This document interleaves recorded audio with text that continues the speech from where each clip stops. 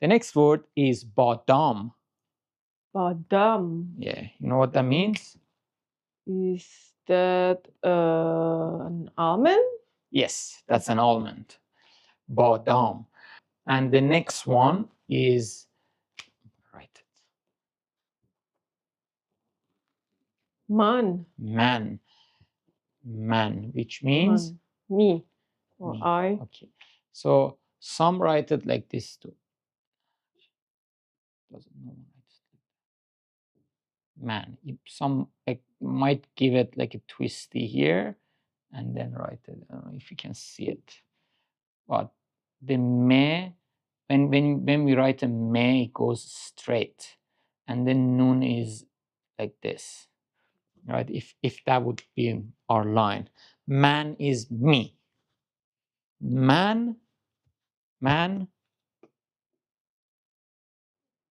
Badam nadarat.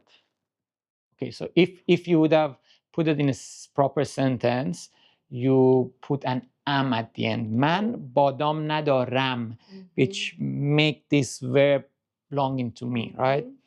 Let's write that. Oh man badam nadaram. Okay, so what you might have noticed is when I wrote my me or meme, when I showed the alphabet, it was like this or like this, right? You can see it here. When I wrote it at the beginning or put the loop at the bottom, which is the proper way. But when you write it in some handwriting, some people like me, the standalone version, we put it on the top, which the loop goes on the top. Both are correct. If you see it, we usually, when you grow and you start practicing your handwriting, it's easier for you to put it on top. Both are correct. If you see both, which you might, if you start if you start reading books at some point, you might see both versions. Don't get confused. So we're practicing this am or me at the end, which makes something belong to me, right? I'm gonna like, which is mine, my brother. What does my brother mean? Man baradar.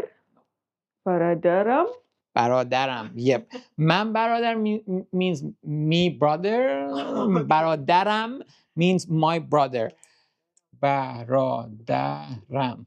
So what if we put baradaram, badam, and darat? Baradaram.